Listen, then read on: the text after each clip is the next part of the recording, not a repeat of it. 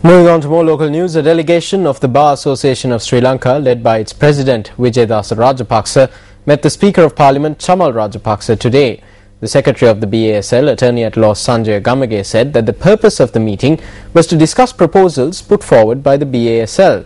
Now, according to the BASL Secretary, one of the issues discussed was the impeachment motion brought against Chief Justice Dr. Shirani Bandaranayake. The Bar Association had called on the Speaker to reconsider the impeachment motion. However, the Speaker had responded by stating that nothing could be done at the moment as the motion has already been tabled in the House.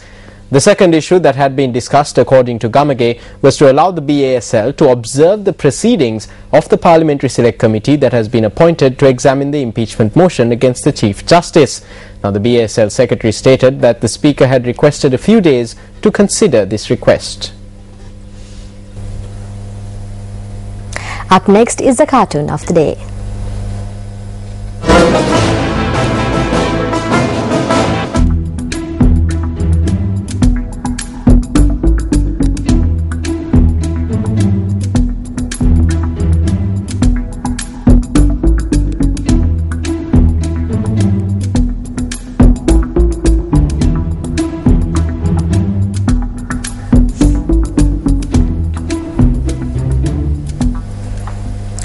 Moving on to business news, Minister of Petroleum Industry Susil Premajanta says that agreements have been reached for the importation of crude oil from Oman from next January.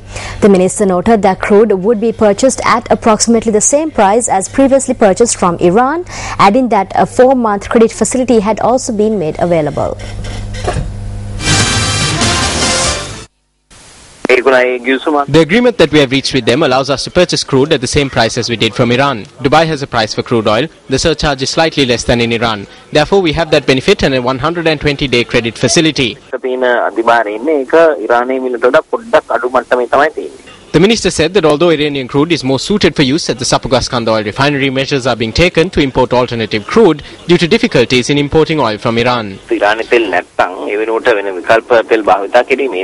When there is no Iranian crude and other types are being used, we mix in some Miri crude from Malaysia. We have done this before. Therefore, the Petroleum Corporation is taking measures to obtain a small amount of crude from Malaysia. There is a mechanism they employ to overcome the situation caused by the Iranian crude shortage. That is what the engineers have said.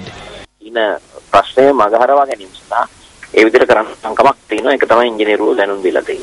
Premajanta added that steps are also being taken to increase crude oil shipments from Saudi Arabia. The European Chamber of Commerce of Sri Lanka will host an Italian culinary networking initiative from the 24th to the 25th this week in Negombo, offering corporates of various and diverse sectors the opportunity to connect with each other at interactive sessions based on Italian culture and history. Now, speaking to News First, the ECCSL's coordinator for project development and communications, Alexandra Delaney, elaborated on this initiative. Well, we've teamed up with some really good partners to offer guests a relaxed weekend of networking at Jetwing Beach in Negombo.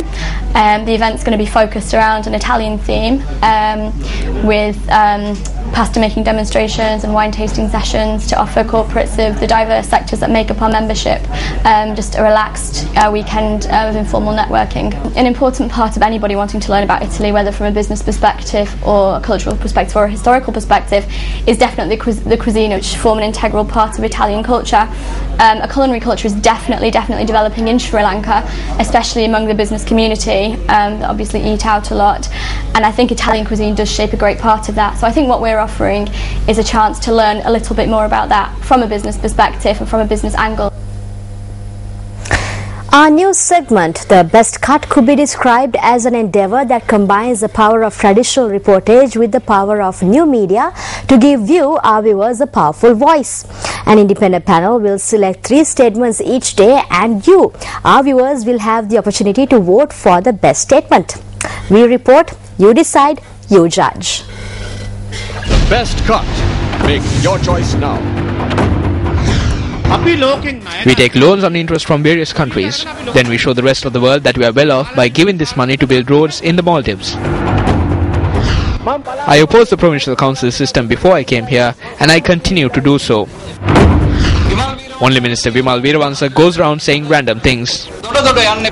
Vote now for your favorite cut of the day.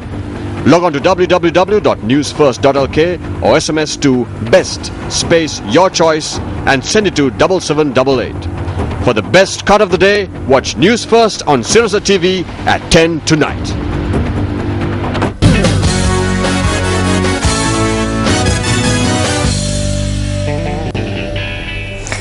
The report prepared by the former Chief Executive of the International Cricket Council, Harun Logad, outlines 9 key issues at Sri Lanka cricket and proposes 24 recommendations to overcome these issues. Tonight, we focus on the 9 issues mentioned in the Logad report.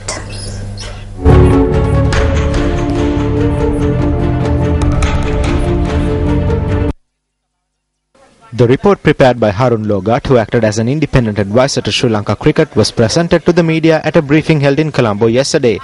The first key issue in the report is the poor reputation and image of Sri Lanka cricket.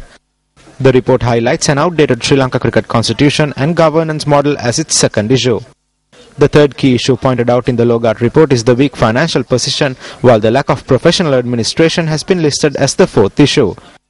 A non-existent organizational culture and poor media relations and no media protocols make up the fifth and sixth issues respectively in the Logad report. The seventh key issue is a domestic cricket structure that is not optimal nor sustainable and thus not developing excellence. The National Selection Committee and the sports law requiring the approval of the minister for the selected team have been highlighted as the eighth issue. The ninth and final key issue mentioned in the Logad report is the inadequate high-performance facilities and scope for more input from renowned and experienced past players.